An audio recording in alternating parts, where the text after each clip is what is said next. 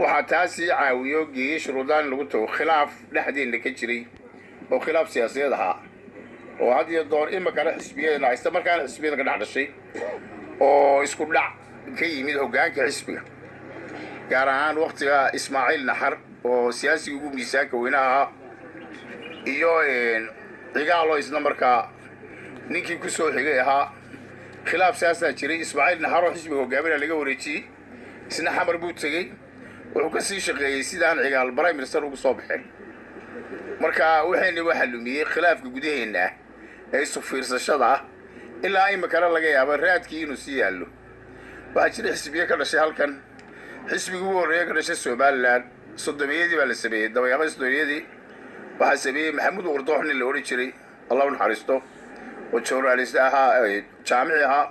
oo wakhtiga xisbigii geeska afrika ugu horreeya ka dhasho wuu baaba'ay dagaal yaroo halka hargeysa dhagax la isku tuurtuuray oo baabi'iyey oo laba reer oo la idhaa awal iyo garxajis baa isku laayay ayaa looga hajabay hargeysa looga tag xisbiga halkii ku baaba'ay markaa waxaa sameeyey maxamuud wardoox buu ahaa markii dambena ismaaciil naxar baa hogaaminayey khilaafkii haddana halka ka dhacay waxay ahayd in ismaaciil naxar xagga tago cigaalo ra'iisul wasaare waado halkaa uma dhaafi karo laakiin historiga waa qayb dadka aanu ogeyn laakiin anu waan haya taariikhdeeda markii halka waxaa dhacay markaa xaggeenna waxaa development baa ka dhacay development waxa mooye doorashada lixdan gaal ka dhacday inta aan la gelin waxa xulayay dadkii SNL u geli lahaa doorashada maxamed raacigaas iyo guddi asagu samaystay oo isna ka mid ahaa wuxuu ka tegay nimaan la filayn in laga tago ismaaciil naxar la odhan jiray marka taas wuu ka tegay oo adigu buu ka tegay taas markii ay dhacday qolya garxashiska waa ka xanaaqeen ma dhammayn intii xildhibaanada ahayd laakiin dhowr nin waa ka xanaaqeen maxaa fikirkii noqday koonfur markii la isugu tagay lasoo noqdo dowladdii halka calankii la taagay xamar baa loo wada socdaa waliyaha garxashis iyagoo la kaashanaya USCdii bari warsageliga dhulbaandaha waxay ku shaqeeyeen maxamed raacigal in kalitalisnimo laga ilaaliyo dambe aanu ninku doonana ka tegin ninku doonana qaadan inkastay dhacday 69 haddana kowdhe siyaasi buu ahaane marka sidee lagu avoid garan karaa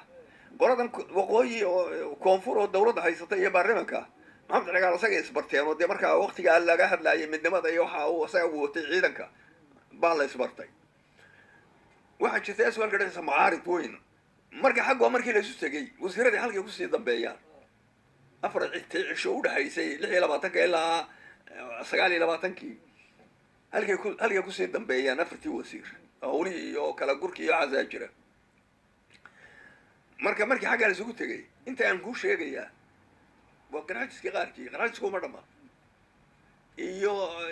xubno ahaa inay u dhammaan waramahaye SNL USBdii bari waxay ikhtiraaxeen aan wax la qabsano macaaridka SWAL intii badnayd oo SNL USB ahayd waa diiday waxay yidhahdeen annaga maxaa SWAL macaaridkoodii macaarid la-aantooda maxayna geliyey kuwaanu la hadalay aan ku ekaano haddii kuwa cid bedeshaa timaadana nasiibkeeda markaa kuway la hadleen maadan cadda garabkiisa ahan kuway la hadleen markaa dee qolada way lahayn aan kuwaan ku ekaanay waa aadan cadde iyo cabdullaahi ciise iyo midna baarlimanka ah midna dawladda waa meesha hawiye establishment bay u badnay marka qoladii lahaydaan macaaridka waxaa la qabsana qoladii macaaridka ee badda u arkeen shir bay qaateen 7 daqiiqa oo taagan باور شير بالك وضع هذي قولنا إسماعيل نحر بأو هذي قولنا إنه هو هذي عبد الرشيد تحيري من مدحوينه زبرين من السركة مدحوينه هذا عبد الله مربوطنا إن لا تاجره برين من السركة يدقوا قات قولنا يسأل لقولي وحكوا وسيرد بأيام مركب ورطة يعني لا أفرع 20 وحي marka cabdirashiidi wataa isagu meel musharaxayn waa ku wadaa ku soo wadaabsan cabdirashiid macaaridku madaxu yahay iswaa dhexdiisa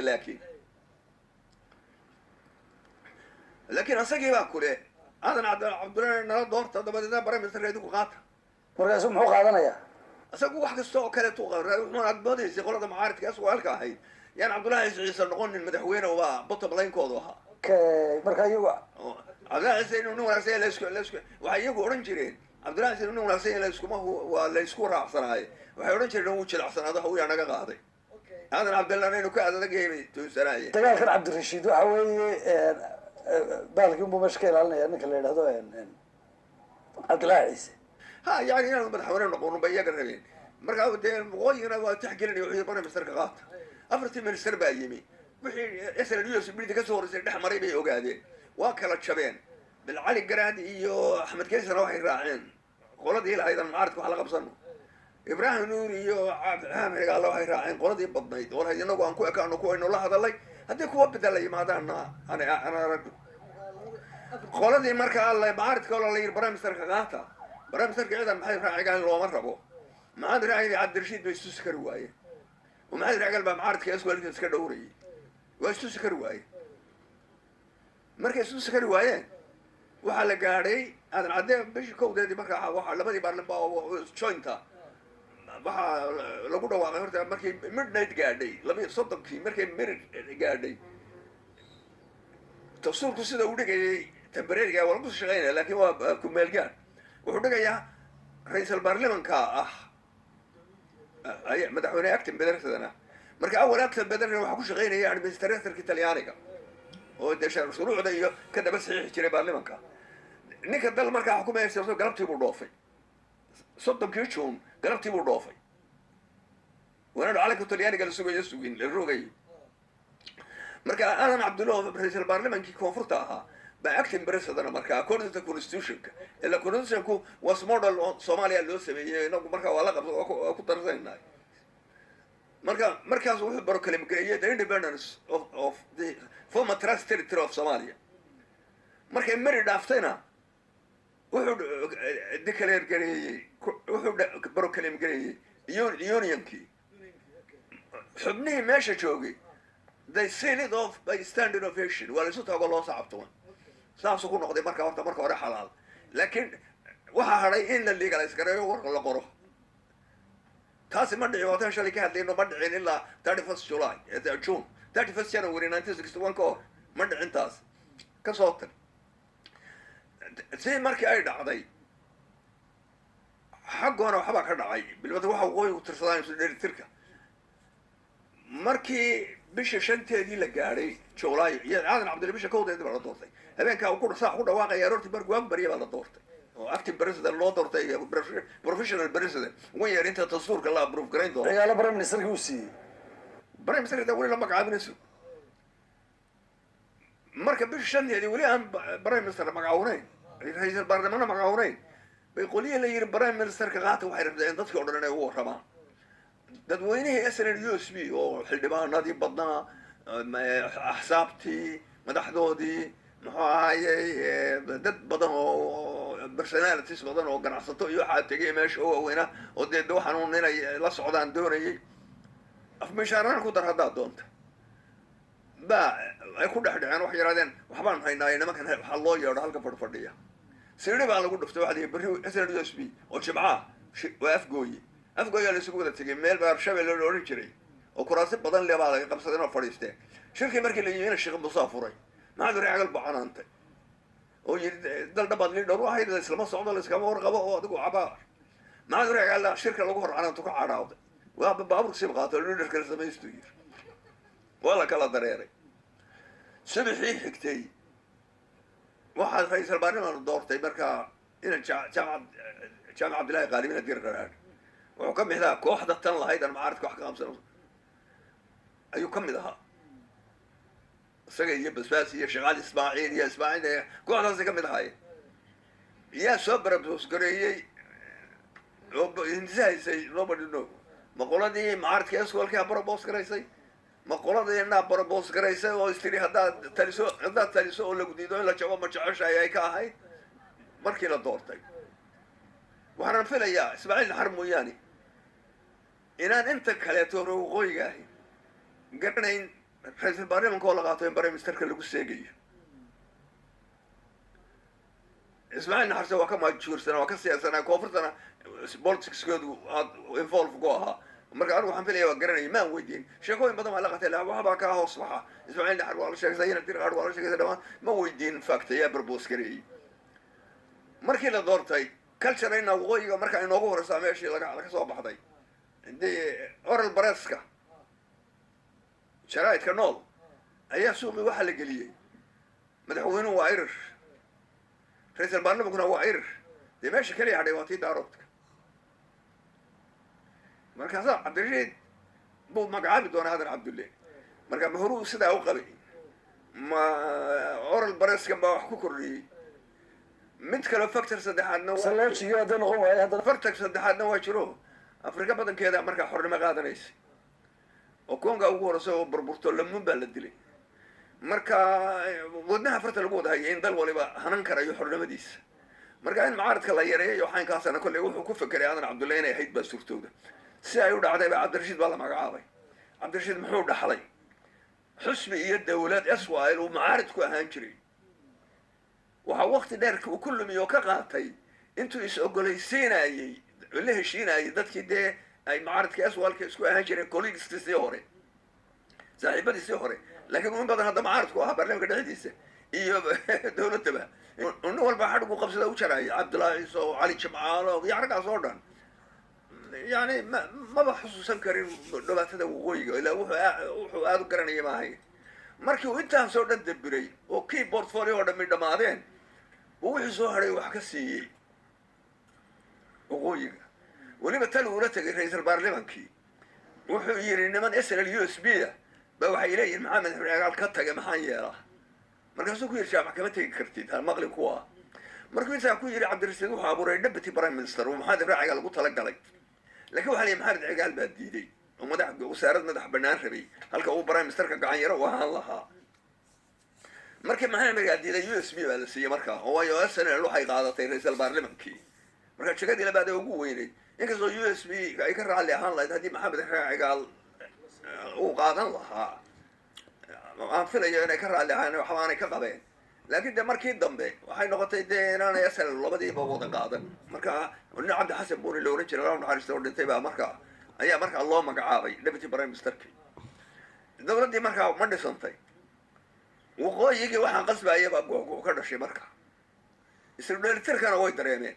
oo dee cabdirashiid markii waxaan ka shaqaynayay wax reer waqooyi oo gorgorta moo yidhi waxaan aanu rabnaa ma jiraan maxamed raaciil cadhadii miskaga maqaya uu yidhi haddaba kala samaysta waayo ragnimada la-aanina way iska jirtay xaggeena reer kufduna maajuur bay ahayd xagga siyaasadda laakiin maajuurkoodii muu noqon wax cadaalad ku dhisan haddee saa u dhe kuu dhacday ama cadaalad ku sheeg ama cadaaladda ku sheegin waxay u dhacday inuu cabdirashiid